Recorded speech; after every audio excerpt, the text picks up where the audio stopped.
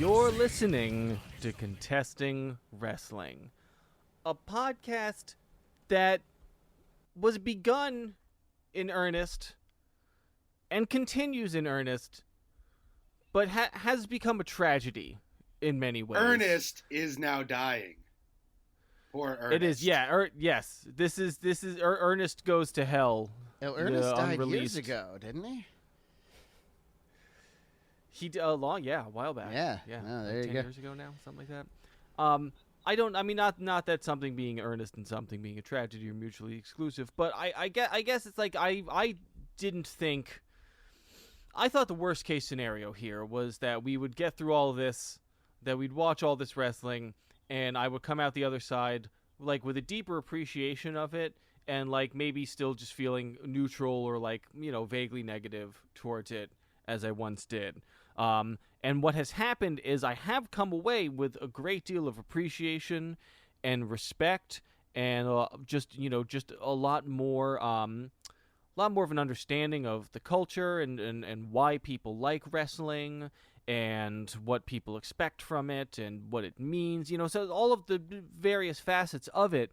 And yet my personal enjoyment of wrestling is because I've never done this with any other art form, right? I've never anything else that I've ever like started to not like after a while. I've just put it aside and moved on with my life. And I've this thing where I force myself to continue consuming hours and hours and hours of it for the entertainment of others. I haven't done this with anything else, and it has yielded, unfortunately, I think I have a medical response to professional wrestling now that makes it hard. To watch this stuff where I'm sitting there and I'm trying to think about it and think about, oh, what does this match mean? Oh, why are Ben and Doc having me do this? Why, what are some interesting things that I can say about this that spur conversation? But my brain is just like, oh, we're watching wrestling again? I'm setting off the alarms. I don't know, just of just like hostility and a desire for it to all stop. And yet, no, honestly, you know what? I always try to like end this on a positive thing. I can't. I got nothing. I could tell that the wrestling we watched today was like was interesting, was a different style, had a different history, had different, was based in vaguely different social mores, and all of that's interesting. But also, while I'm watching it, it's just pain for me now. It's just metaphorical ice picks into my soul. I'm Evan Burke. This is Contesting Wrestling. But my co-hosts will now introduce themselves. Well, my name is Doc Diamondfire. I've been in professional wrestling for quite some time now. I'd like to thank you, Evan, for watching all of this wrestling. You do understand it a whole lot better, and we are going to be wrapping up Evan's tenure on this podcast in just a little while. And, me and Ben are going to continue on. We're going to have more people on to contest. We have to figure out what the next step is going to be in terms of the contesting part. Just to clarify, just a little while, meaning... as soon as you started talking. Say that again. Oh, so just to clarify, just a little while, meaning like not this episode, but like within the next few episodes. Like very shortly. Evan will be wrapping up. But yeah, more sooner than we had planned. But he has a medical condition, so today was tough, man. I was grinding my teeth a lot. I mean, hey, we have had Evan watch hundreds of wrestling matches. Having him watch 5 more versus having him watch 20 more, I don't think is going to make much of a difference in total, No, and it is ultimately because here's the thing. It would even be in keeping more with the gimmick of this podcast in some ways if I was just overtly hostile to wrestling, but I just don't want to commit that kind of energy to the public record. You know what I mean? Well, that's also not really contesting, That's just... No, we've managed to like analyze a lot of good stuff over the last couple of years, and I think that's great.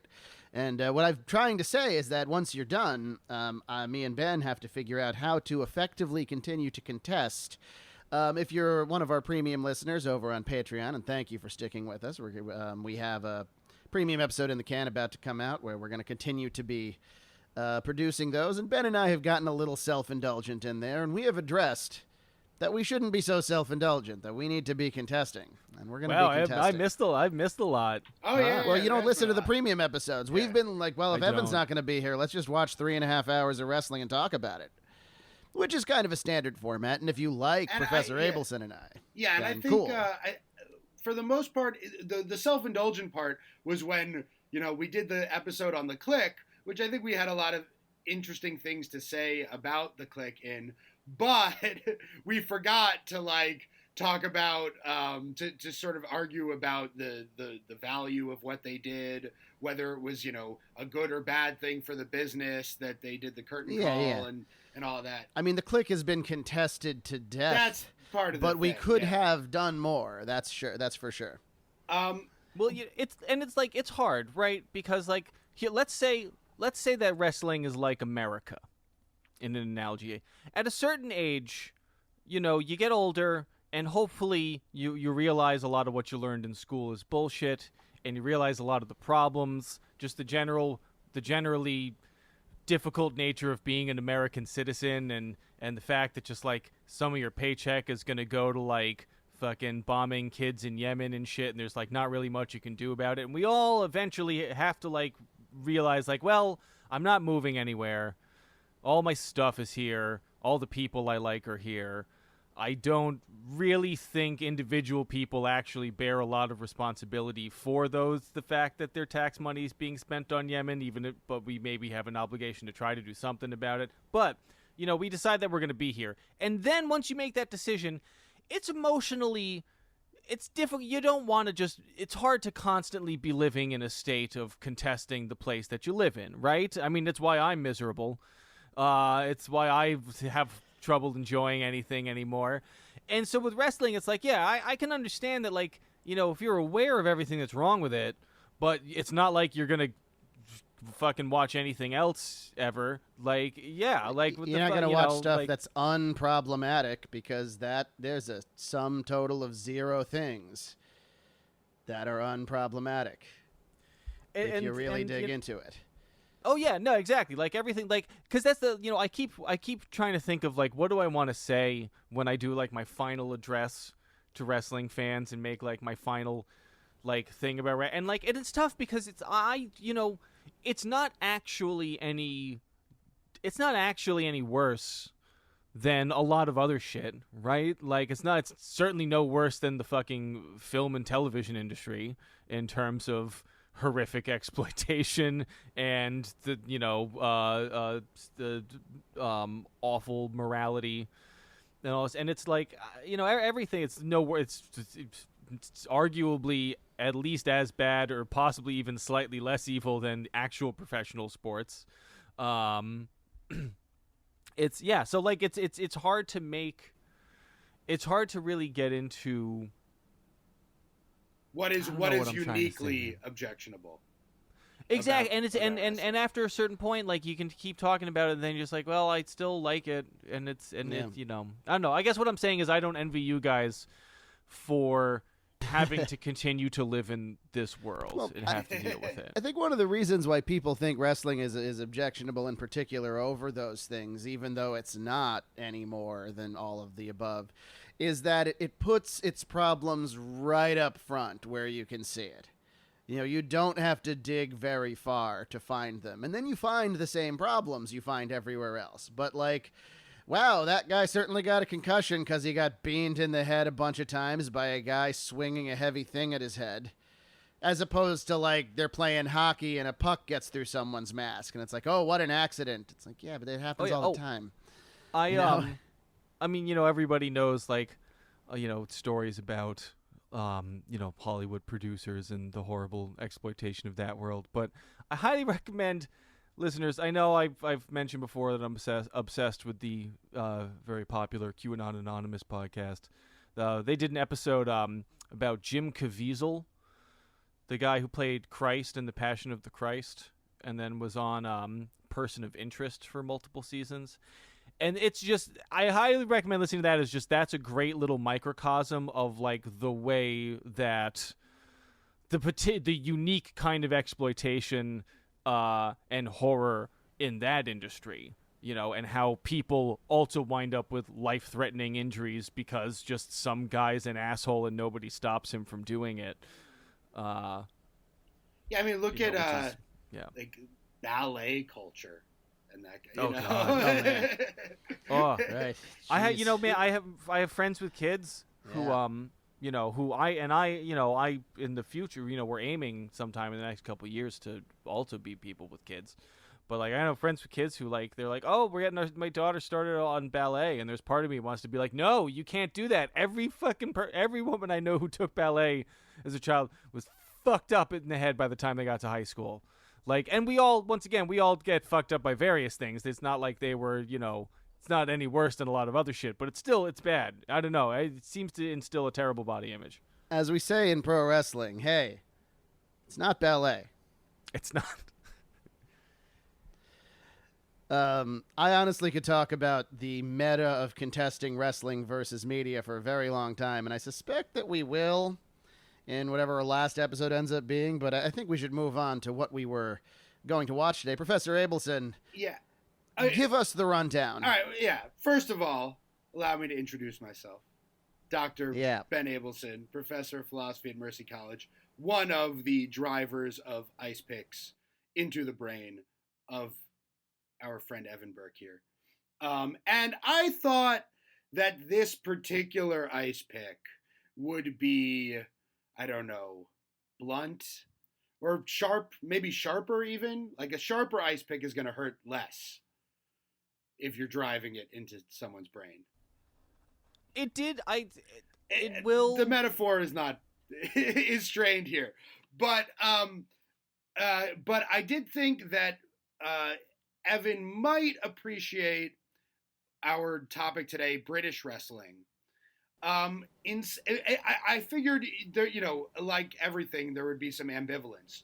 But on the one hand, and we'll get into this as we go along, I do think that British wrestling, because there's less of a focus on high impact moves, and I think that British wrestlers, at least traditionally, had longer careers, and it's more of a focus on sportsmanship rather than the sort of usual kind of cartoonish morality play of American wrestling, and that Evan would see that this is a totally different flavor of wrestling here, and perhaps would find something uniquely valuable in it.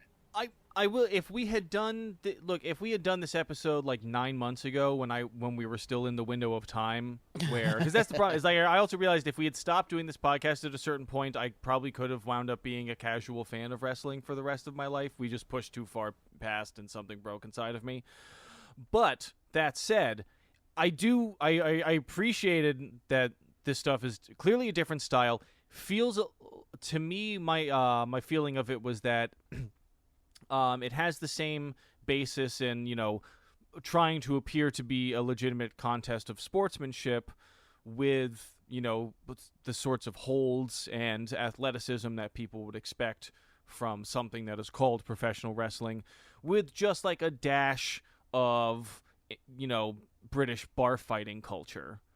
Right, because it's a very, as somebody who comes from a Scottish family, it's a very it's an aggressive. There is the particular flavor of British aggressive masculinity manifests itself in this way, and it's something that is less flamboyant than American aggressive masculinity, but is actually a lot more per capita, the English especially, per capita, way more English guys are ready to get into a fight than Americans, at least of our age. Despite our perception of I think there's just an American conception of the British and the Europeans in general being more effete or something like that. But there's a lot more. There's a lot more of the the kind of casual bar violence and I guess that we think of as a bygone era in America. And there isn't really necessarily any kind of genuine enmity underlying it, right? You're not getting in a bar fight because you have any genuine problem with the other person. Any, any kind of vendetta or anything like that motivating it. No, it's like bar fighting is sport, right? It's almost treated like just a naturally occurring phenomenon. Yeah. I heard it explained in the modern era as such, is that unlike in America, in England, first of all, you know that your opponent is not going to sue you. And second of all, you know your opponent is not about to pull a gun and shoot you. You're just going to fight for a little while, and then it'll be over. And you both will be happy that you're not just stewing, and then maybe you'll have a drink. And then if you have enough drinks, maybe you'll have another fight. There's much less casual violence in America because there's dramatically more extremely serious violence. Exactly. We take everything all the way, and sometimes that's great, and sometimes that's terrible. Yeah. And in these cases, it's not good. No. And I would say even probably at the time in America when there was a lot more casual violence, there was also an extreme amount of serious violence as well. So I don't think that it necessarily had any kind of positive impact when it was more prevalent. The Britons reserved their extreme violence for everywhere else in the world. Yes. Right. Yes. Yeah. And, there's a lot of sort of conventions built around it. Conventions of sportsmanship, of fair play, which, within a wrestling context, you can still mess with a little bit. You can have a heel who's maybe slightly unscrupulous. But, it's sort of like, I don't know, like medieval knight culture even, right? Like a descendant of that, of, the courtly conventions of courtly love and violence. Right? Well, the first thing that we watched was an Old World of Sport match. It's from December 4th, 1976 was when it was aired. Between Marty Jones and Terry Rudge. They wrestled for one fall over 6 5-minute rounds. Now, this match is known these days for being the one match that William Regal, who is perhaps the greatest British wrestler in America, or the most well-known, popular British wrestler in America, William Regal chose this match when he did a long Twitter feed giving advice to young wrestlers. And he said, watch and study and understand and be able to do what they do in this match if you want to have a basic foundation for wrestling storytelling. Yeah, like you said, 6 5-minute rounds, a completely foreign concept to American wrestling. The rules of British wrestling are very different, like traditional British wrestling. You're not allowed to grab somebody on the ground unless you already have a hold of them. If two guys are on the ground, they're not allowed to fight with each other. The referee is a lot more forceful, and the wrestlers listen to the referee a lot more carefully. It didn't happen in this match, but if you blatantly break the rules, you'll get a yellow card and then a red card like you do in soccer, and then you're out. It's, people will talk about X, Y, and Z in American wrestling being more or less sports-like. This is very sports-like. It's very much like it's a boxing match, except they're grappling. It reminded me more of Japanese wrestling in the sense, not stylistically, but more in the sense that there was a much greater emphasis placed on the appearance of it being a contest, a legitimate contest. Yes, exactly. Like it's still pro wrestling, and in all it's pro wrestling, but the theatrics of it just weren't what we are used to in America. Now, there if you become a student of British professional wrestling, they had some gimmicks. They had some, certainly out there gaga antics occasionally, but most of it was like this. Most of this was like very straight sport. British wrestling kind of fizzled out in the mid-'80s. People will say it's because the WWF came along, and that was a big part of it. WWF came to the United Kingdom, and it didn't get as popular there as it did over here, but it did kind of shuffle off the old World of Sport program, which was on for decades. But the other thing is World of Sport was kind of over. The biggest guys there was like a guy named Big Daddy. And nothing against Big Daddy, but he was like a 47-year-old fat guy who couldn't do anything. Yeah, he was more of an American-style wrestler, really. Yeah. But he wasn't kind of the last. He wasn't Hulk Hogan, though. He was kind of the last star of British wrestling. But for decades, the style was very much like this, very gentleman-like, where the heel would do nothing more than just reach across the referee a little bit too much like a boxing heel would. And it's do you and have also any the idea of do you have any idea of what kind of overlap there is with British wrestling fandom and like football hooliganery? I don't know. I looked in the audience and I saw mostly old guys in suits. So maybe once you retire from football hooliganry, you get into the grappling. I wouldn't be surprised, given its presentation as more of a sport, if there's more of an overlap in terms of wrestling fans and sports fans in Britain than there is in the U.S. I wanted to say about heels. So Terry Rudge is the heel in this match, and he's heel really only by virtue of being more experienced and a little bit more aggressive. Like, and the bigger guy? He's the bald guy. Yeah. So the one I do that brings up the one point that I wrote down while I was stewing in my frustration with the general art of wrestling itself, which is at one point an announcer says, "I asked why he had shaved his head, and he said, because I have so little hair, no one knows where it starts or where it finishes." Yeah, that was. And I thought that was a very thoughtful, thought-provoking response. Yeah. And then later on, at one point, he gets out of a hold, and the announcer goes, he used that shaven head to slide out. Right. The announcer wanted to insist that having a shaved head would give you an advantage, which I guess I can see that. Yeah. I can see that. The announcer was very different than any American announcers. He was almost like a golf announcer. He was keeping his voice down and trying to tell everybody, and the holds are coming here and then off, and he posted him there. By the way, you mentioned the ref, who I thought was actually sort of the most colorful character of all of them. Like, literally, he's wearing like this red and black ref shirt. But he's just like, he's cracking up at them, scuffling when they're not supposed to and getting overly aggressive. And he's just having a great time throughout this whole thing. Big smile on his face. Yeah. And this is a crowd that's used to soccer, so it going on for fucking 9 hours and ending in a draw is everybody's primed for that. They gradually, throughout the rounds, just like turn up the speed and turn up the volume on what they're doing. And I think that's really, for a guy like Regal, what's so important about this match in terms of wrestling storytelling is the pacing, is that subtle, is the dynamics, you could say, to use a musical metaphor. What the fuck is it called, Evan, when you gradually increase in volume or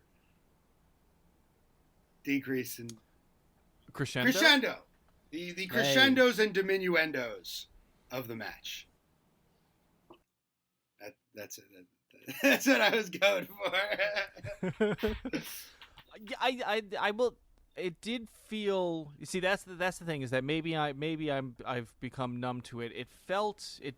I did not feel the dynamics of this so much. Maybe I'm associating move variety and dynamic.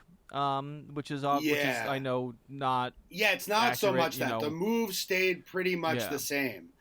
With a little bit more strikes, a little bit more as they get tired, they're able to kind of throw each other around the ring a little bit more. Yeah, there ain't no lucha libre in this. Would you say that Piper wrestled in sort of this style? Not really. Piper didn't do a lot of holds.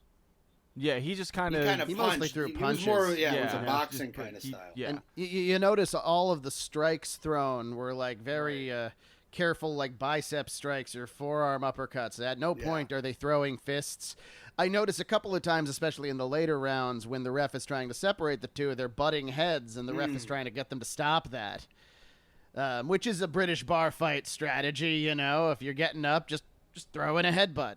Oh, sorry about that. I guess it got you in the nose, and now you're bleeding. Yeah, I mean, I think the closest thing we've watched to this is other 70s wrestling, like the match with Lou Thesz that we watched with the Chris Levin episode. So, I mean, at this point... That was from, like, the 50s, right? Oh, was that? That was the 50s. Might have been the 50s, might have been the early 60s. I'd have to look it up, but it wasn't the 70s. I mean, Thesz was still wrestling in the 70s, but it was past his prime. Yeah, the wrestling style...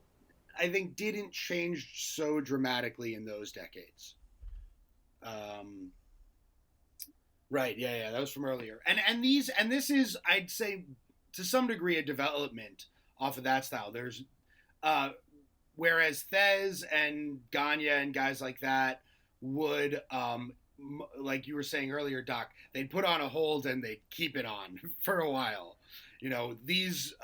This was like constant flurries of reversals and counters and things like that. I thought it was really funny in round 4. Rudge does a back body drop to Jones, and the announcer says, "It's amazing what they get up from." Like, wow, that back body drop was such a big move. I can't believe he actually kicked out and got up from it. Compared with nowadays where they do fucking 6 Canadian destroyers on the floor and, get up immediately. I don't know if I've ever seen 6 Canadians on the floor, but I understand what you're saying. If you can successfully educate the crowd to the fact that 1 or 2 of those moves would put anybody out, it saves a lot of mileage on everybody's body. And that's the advantage of that, and that's what you're getting at there, I think. That being said, it's not, people will always say, like, oh, these days. Like, I recently watched the famous Smoky Mountain wrestling match with, Jericho and Lance Storm versus the Heavenly Bodies. And, like, man, Storm and Jericho were doing way too much. It was like 1994. They each threw, like, they might as well have been the Young Bucks. They were each throwing super kicks the whole match. And I'm like, oh, that's going to kill that move, right? It's like, no, it didn't. It just has to be sold properly later. You can always bring a move back. Right. They do it with the full Nelson every 15 years. Somebody puts it on, and it's like, oh, this hold again. And then they win, and it's like, oh, they got him in it. Oh, damn. They did it with Lashley most recently. Yeah. Good. No, yeah, the rest they just got to sell at all. Yeah. It's all I'm asking for. Like, yeah, maybe Jericho and Storm did too many moves, but I'd have to watch it back again. But I'm pretty sure, Del Rey and Pritchard were selling those moves, at least to some degree, right? Jen Jericho did cut one of the grossest blade jobs you've ever seen and bled all over the place. Yeah. To make up for the fact that he broke his arm earlier that day. But, I really enjoy this style of wrestling. I just love the holds and counter holds. Like, I'm endlessly fascinated by the mechanics of it. And I like the sort of subtle heel work where it's really just about being slightly more aggressive, and to the point where the match, and I appreciate having matches that aren't about hatred necessarily, that take the contest of being the better wrestler and make that into what for me is a compelling story for a match. You don't get a lot of that in American wrestling. I remember as a kid seeing Bret Hart and Bob Backlund wrestle for 20 minutes at Madison Square Garden, just going hold for hold without throwing a single strike the entire time. And that was the kind of wrestling that I really fell in love with to begin with. One last thing about this match first, though. At the end of the match, Rudge gets on the mic and puts over Jones. Says, oh, that was, one of the toughest matches I ever had. And the announcer says, that's the first time I've ever heard him speak through a microphone. Now, that is really interesting to me, that you can have major wrestling stars in England, and because it's so much presented as a sport, you don't even have to cut promos. You can be a major star. He was saying that he had been wrestling Inoki in Japan, right? A major, like, worldwide wrestling star. Who barely ever gets on the mic. And that just it doesn't happen anywhere anymore. But I think it's cool that was something that was possible in British wrestling at the time. So the next match we watched, I wanted to watch like an updated version of the World of Sport style. And that's what we get in this match between Zack Sabre Jr., who is largely considered one of, if not the best technical wrestlers in the world today. He now wrestles for New Japan. But Zack Sabre Jr. against Zach Gibson, who is now in NXT with the Grizzled Young Veterans tag team. So, how popular is wrestling today in the UK? The indie UK scene exploded in the last 5 or 6 years, largely because of guys like Sabre. It was as Doc pointed out, British wrestling kind of fizzled out in the 80s, and then in the mid 2000s had this renaissance.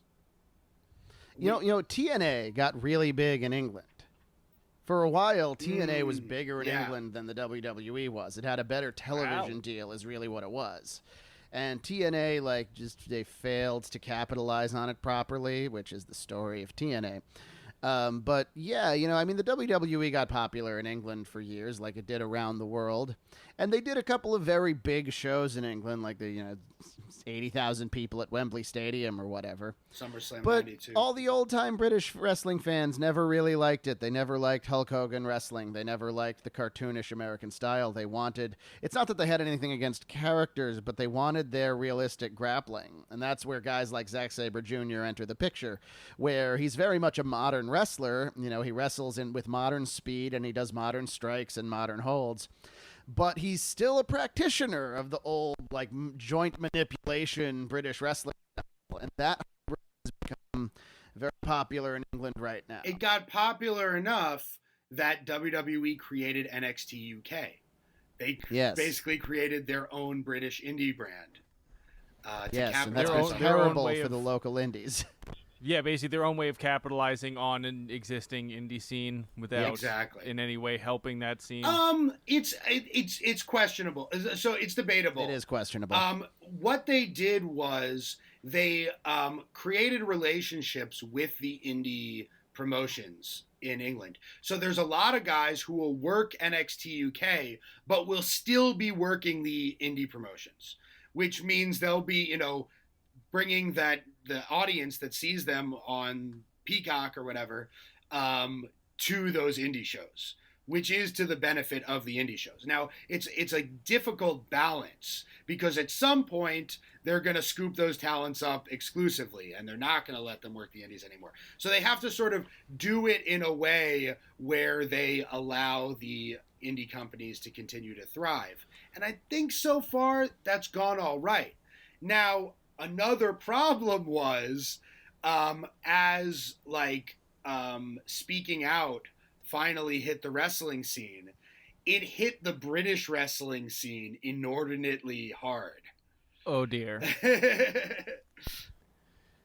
Well, yeah, I feel like there's there's really only a handful of British sort of outsider archetypes, working class outsider and or underdog kind of archetypes, and it's so, and there's even, I feel there's as much or more of a preoccupation with authenticity there, especially when representing those kinds of characters, that it kind of makes sense that just everybody who's like, oh yeah, I had a really hard life and this is how I deal with my shit, is by risking my life and dealing with a lot of pain, is just somebody who that is their story. Yeah. That's not just their character. And going back to the, how, as you were pointing out, Evan, how traditional British wrestling seems like it's rooted in that pub brawl style or pub brawl culture, right? Yeah, it's it's Marty Jones from Manchester, he's representing all the fucking, I don't know, pub fighting schmoes in Manchester. Yeah, definitely. That's not an excuse for any of the awful shit that these guys did. But I like to get the context of why these things happen and why it was particularly bad in England, as opposed to in America, where it was also plenty bad. And that's kind of why the British indie scene has to recover its reputation with the wrestling fans, and that's not very easy to do, especially because it's run by a bunch of sleazy wrestling promoters. One upside of the WWE coming to town, and it's the same story with any industry when the big company shows up and starts putting small companies out of business, is that all of a sudden they can give all of these guys actual jobs. and worldwide exposure that will allow them to have careers past their tenure with the WWE instead of necessarily being weekend warriors. Like, are you going to be loyal to your local indie promotion that gave you a small break that allowed you to make a couple hundred, pounds or whatever on the weekend? Or are you going to be loyal to the company that comes to town, signs you to a worldwide deal, puts your face on a t-shirt, and then gives you a regular paycheck you can plan your life around? Not to mention, if you break your leg on television, they'll just wrap it up and take care of it for you. You're going to take the second, especially if you've been poor your whole life and you really need something like that to stabilize you and probably your children. So, nonetheless, this match that we watched is from kind of the onset of this renaissance in British wrestling. It's from NGW, that's New Generation Wrestling, British Wrestling Weekly, Season 2, Episode 15. It was published in December of 2017. And it's Sabre against Zach Gibson. And I'm a fan of both of these guys. Sabre, he's a wizard. He really is a technical wizard. He would have been signed to WWE if he hadn't been one of the few guys to turn them down, thinking that he could do better for himself at this point in his career, continuing to work on the indies and in Japan and practicing his style, which almost inevitably would have been watered down in one way or another in the WWE. He was in the Cruiserweight Classic and would have been possibly the winner of it if he had signed to WWE, but decided not to. One of the announcers here mentions that WWE.com called him like the best unsigned talent in the world or something. Yeah, like that. The best guy in the world that they don't have under contract. And again, like, this style, I'd say, is still that traditional British style, just with like the speed turned way up, right? Just blistering fast exchanges of technical wrestling here. Yeah. The crowd is with them the whole way too. They're not the polite golf crowd that witnessed the Jones match. They were the modern screaming wrestling fan crowd you're used to these days. Which is that's a better import, I think. Like if it seemed like it's still the British style, but more of an American style audience interaction. Right. There you get the soccer crowd. That's where the crossover is there, I think, as long as you're making those comparisons. And along with it, the absolutely brutal PK, the penalty kick that Sabre hits Gibson with at some point. And those kinds of strikes are also, I guess, more of a Japanese influence on the British style. Like, this is the British style after it's absorbed Lucha Libre and Puroresu and some of, North American style as well. The rest of the North American style, that is. The strange thing is, after describing the differences in the scenes and the evolution, the matches that we saw, but this match, it's not that dissimilar to the first match. It's just a lot faster. Right. They took out the rounds, which is a little antiquated, Occasionally somebody will do a rounds match, and it's like, it's fun and all, but we don't want rounds. We want a match to a finish. Yeah. No, he wins with, like, it's an exchange of pinfalls at the end, and Gibson just happens to get a 3 count with some kind of folding press. Could happen differently on any day, which is one way to do a finish. It makes people think, okay, well, we need to see them wrestle again, while still providing a satisfying finish. Right. And I guess Gibson, they were both pretty popular here. Guess kind of similar to the first match. He was a heel insofar as he was just a little bit more aggressive than his opponent. But Gibson makes a great heel in WWE and NXT these days. They do the thing, the crowd, they take off one shoe and hold it up to taunt him. I don't understand that. It's some fucking British idiosyncratic thing that I don't know. I don't get it, but I still like George it. Bush or something. I really don't know what it's all about. But yeah, they hold up a shoe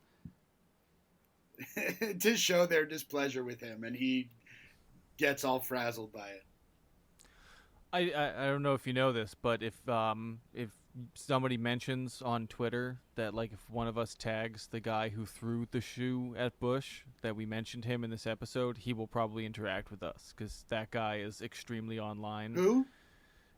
The guy who threw the shoe at Oh, Bush. the guy who Oh, threw really? the shoe at Bush. Yes, the That's actual super reporter, the interesting. Iraqi reporter. He, like, because people pretty constantly are like, hey, remember that? That was great. And then that guy will, like, clearly name searches himself all the time and will find those posts and then comment like, that was me. It was great. Yes.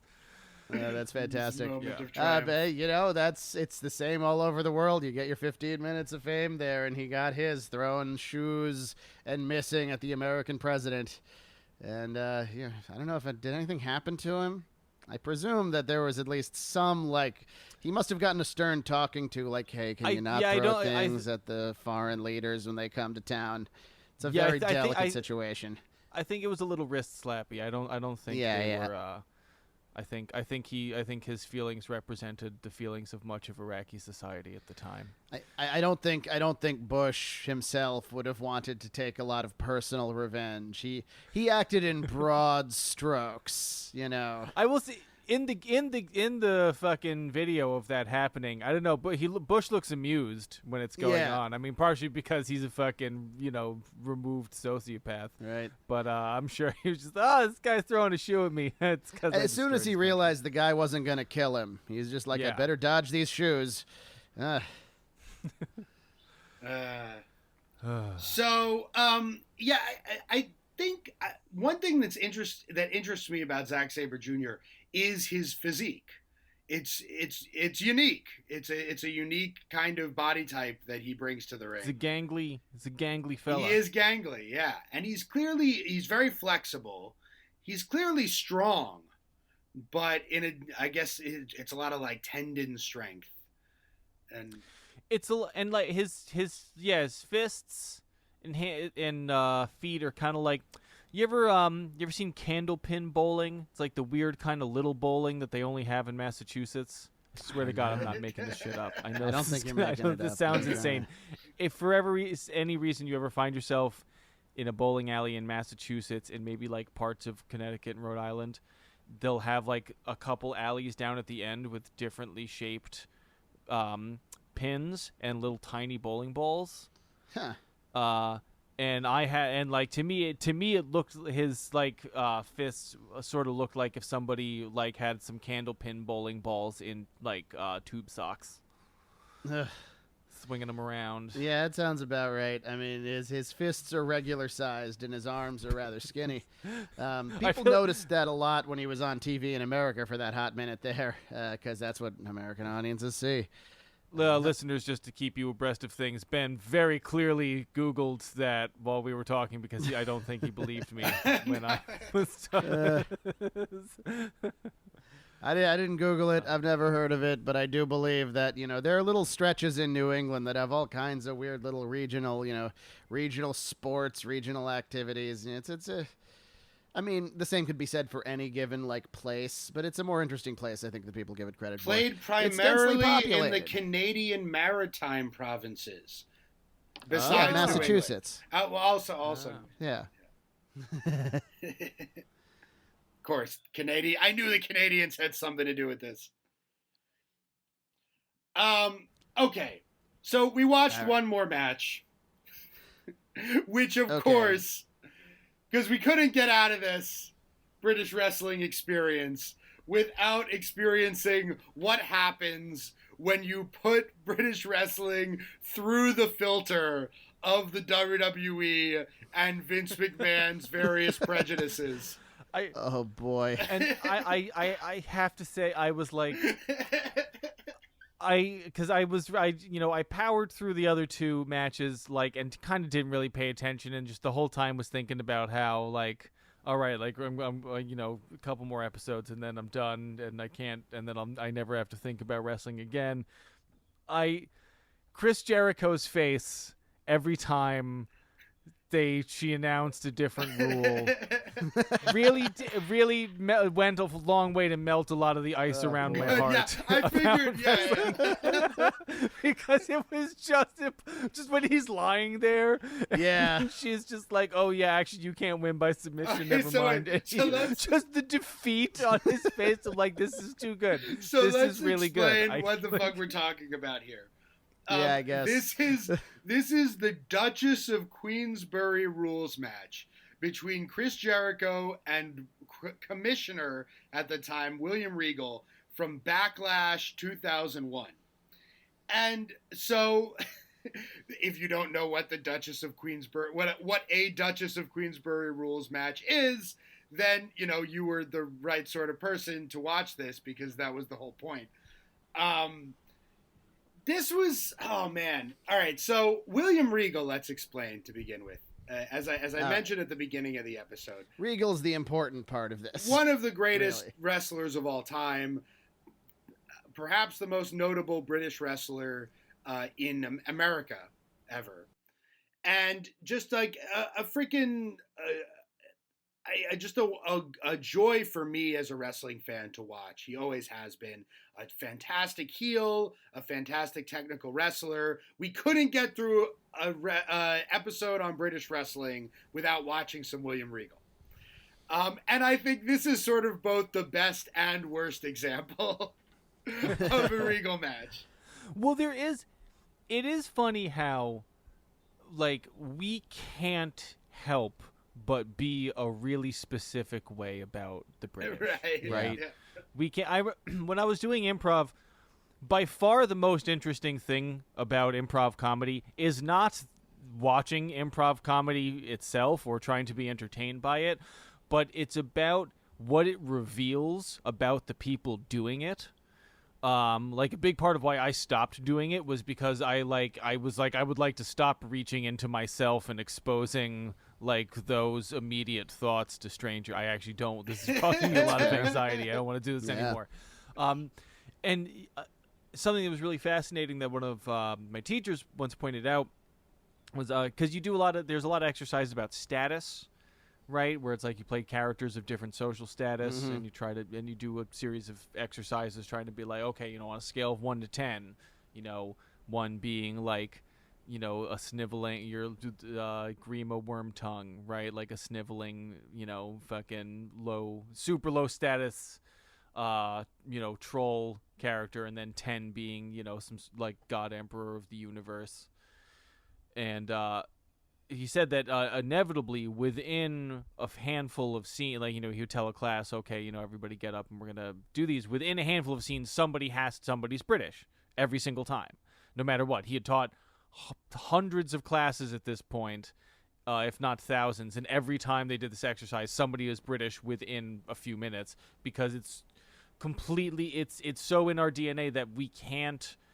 If you had a British character that you weren't doing that with, it would still have to be a deliberate choice to not do that. It would still be about that relationship we have with them in our DNA. Yeah. And like Regal, he grew up, he grew up in Wolverhampton, and he was not, 50 years ago, he was a lower class English guy. And his accent that he does on television is not his British accent. He's making fun. What? I'm going to guess that there's not a lot of, like, posh upper-class folk in the British wrestling scene. I'm going to, probably not, not zero. Like, I'm sure there's, I'm sure one or two of them pop in there. But, like, somehow I feel like they're not a dominant force. Well, if there's anybody who wants to make fun of the British aristocracy more than Americans, it's the lower-class British people. Yes. Yeah. And that's what William Regal has been his entire career. The faces that he makes when something goes wrong, and he does like the full, like, I can't even describe it. It's like a Three Stooges routine, backing up, shuffling until he, like, some pratfall happens to him. And I always noted that he always has that perfectly villainous beak as well. Yes. Like, he always looked a lot older than he is. Like, he's 53 now. And this was 20 years ago, Oh, wow. Yeah.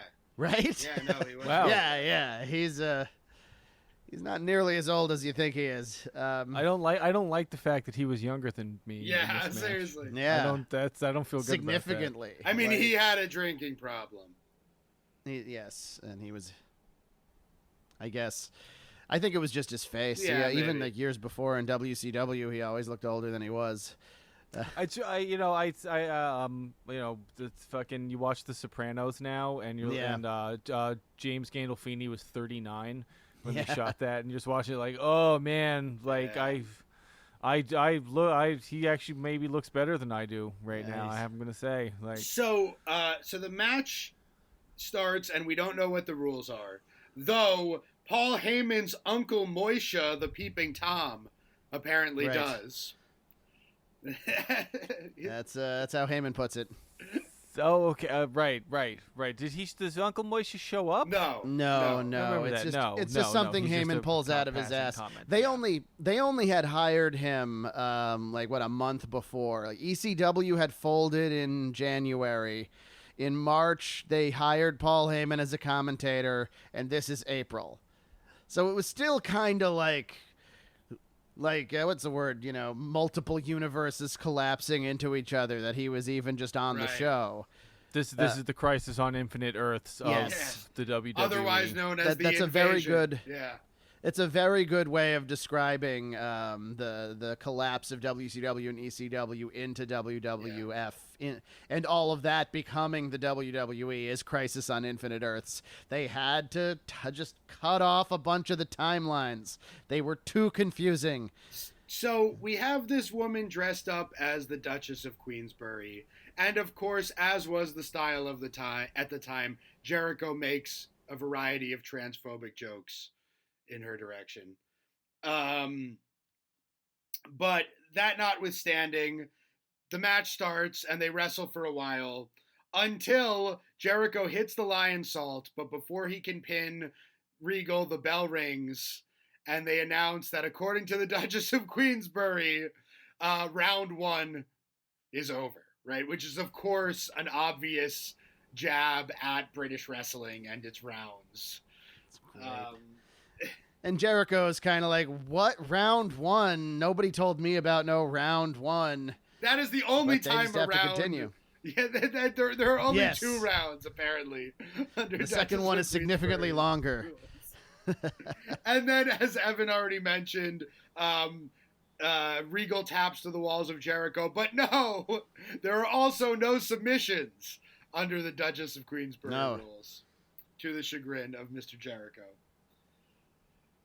No, I wanted to bring up, the Duchess of Queensberry rules is a direct reference to the Marquess de Queensberry rules of boxing. So we should probably explain that. In the mid-1800s, because it was popular to watch 2 guys punch each other until one of them died, they decided they didn't want that necessarily to happen. So the polite way to punch each other until one person has been knocked out or torn asunder. And I have it right here. It is 1 paragraph. The Marquess of Queensberry rules of boxing. Boxers are prohibited from hitting below the belt, holding, tripping, pushing, biting, spitting on, or wrestling their opponent. You want to wear a raised waistband so nobody can strike the groin area. You're also prohibited from kicking, headbutting, striking from any part of the arm other than the knuckles of a closed fist, hitting in the back of the head or neck, or the kidneys. These rules make sense somewhat. Yeah. Right. They seem like I like the to point rules out of to boxing. people. These honestly sound like more concerned with the health and rights of the participants than modern MMA. Well, here's, when MMA started forming, boxers did very poorly. Everybody in America thought boxers were the hottest shit guys in the world, but no, boxing is a very limited game. You can punch somebody from the top of their head to the middle of their belly in front, and that's it. You can't do anything else. And as soon as somebody's allowed to grapple you, it's over. And a lot of it is rules like this that were like, all right, well, if guys do just this, at least they know what's going to happen. And there's a lot less chance of injury, except to the head. As opposed to the Duchess of Queensberry rules, where we learn that there are no disqualifications and you can just clobber your opponent with a scepter or a steel chair several times, which is how Regal wins. Yes. Eventually, Jericho gets his hands on the Duchess and puts her in the walls of Jericho for just a couple of seconds, and then Regal bludgeons him with a chair until he stops moving and gets the pin. Yeah, that's after Regal ends up with his head in the Duchess's lap and then recoils in horror. His face is so good. His face is so amazing. Just Regal is one of the greatest performers in the history of wrestling. I wasn't sure exactly what they were conveying with that, but I can imagine. A range. Well, I think he was just horrified that he had besmirched the royalty, because he took the royalty so seriously, being such a proper British gentleman. Let's go with that. I did like the kid in the audience who had a big sign that said, I have been besmirched." Yes. Oh, Regal these days, he's the on-screen authority figure for NXT, and he's one of their top talent scouts around the world. He sees people and sees what they're doing, Because you can be dazzled by somebody's good gimmick. He looks and sees if the guy has decent footwork and if they're coachable, and if we could take them to Florida and crank out a good pro wrestler in a few years, which is a much better skill than just being wowed at somebody's act, which is how I'm usually when I see somebody I like. A few years, not because that's the time frame you need to create a good wrestler, but because that's how much longer Florida has to function as a society before it is submerged in enough water where it turns into sort of a boat-based anarchy. It's like Bugs Bunny sawing Florida off, and then it just sinks into the ocean. One of those. But it's the reason I bring up a few years, like in all seriousness, is that the WWE doesn't necessarily sign, fully formed pro wrestlers with their own ideas about what wrestling is. They sign those guys too. But they want to sign good athletes that are coachable. That's why they had the Performance Center built in the first place, so they could develop people for several years, because they had encountered a problem where they just fired everybody who didn't get over in a few months. And it was a mistake. Some say they've gone too far in the other direction. They've recently fired a lot of people on every level, on talent and in the boardroom and so on. And some of it is like, oh man, all these people lost their jobs. But if you look at their business practices over the last decade, they spent so long never firing anybody and hoarding talent and making sure nobody else could sign anyone that they're finally kind of like, all right, enough. If we don't want to use these people, we should just release them from their contracts. And the response from the wrestlers has largely been, oh, thank God I'm free, which is not the same response it used to be. It's kind of fucked up. I was looking at the roster for the next 2K game, the WWE 2K22. Oh man! And it's all those people they fired are in the video. Yeah. Well, all those people are probably going to get a good payday for being in the game. Will they still get a payday? Oh yeah, it's about likenesses and so on. Okay. People say one of the best paydays you get working for the WWE is if you get in the video game. Yeah. Don't do motion capture work though. It's not worth it. That's a whole different story. No. The people that actually work on video games don't make any money. Yeah. All right. Well, Evan, do you have any other thoughts on British wrestling before we conclude? I don't. I'm sorry. I've been trying to have more thoughts. It's okay. I don't have any. You got most of your thoughts out. We've squeezed you dry. Yeah. For almost it seems like as good of thoughts. a way to wrestle a guy as another way. It is good. Evan has got the point. As ways to wrestle guys go, this one is more English than the others. Yes. Well, I know very there's a polite. difference between England and Britain. Everybody don't. I think we have a couple more things to show Evan that perhaps he will have some interest in. But we appreciate you, Evan, for sticking around as long as you have. Of course. And thank you, I will say, giving us your best effort. Watching documentaries about wrestling, still very on the table. Movies with wrestlers, I'll like reading Mick Foley's book, like all that. That's totally possible. I don't think I can process a wrestling match. I don't think I can. I'm like somebody who's like, just the doctor's like, if you cram one more thing in your ass, you're gonna lose complete anal elasticity, and your whole life's gonna be ruined. And like that's where I am with wrestling. I mean, we've all been there. That's where you are in general. Yeah, Right. that's how I have a frame of reference for what it's exactly. like. Yeah, it's Yeah, not. well, I'm not just, that's yeah, I'm not just pulling that's that the out of my thing, ass where- because I can't do that anymore with anything. We're going to show Evan very little more actual wrestling as we can, as all of our schedules allow, and as he will allow. We may show him a couple episodes of Dark Side of the Ring, and I'd really like to watch The Wrestler, but that's not wrestling. That's a movie, and it's a very good movie, as evidenced by all the award nominations and so on. Indeed. We won't quite, yeah. damn it.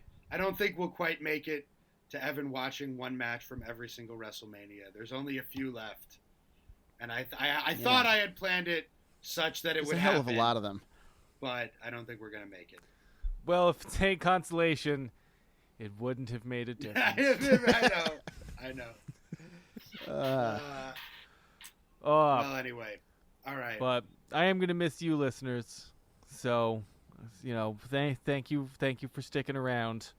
And I'm gonna take a few more swings before they send me to the glue factory. Sports metaphors. Want to wrap us up? This has been Contesting Wrestling. We love you. Peace. We love you. Peace.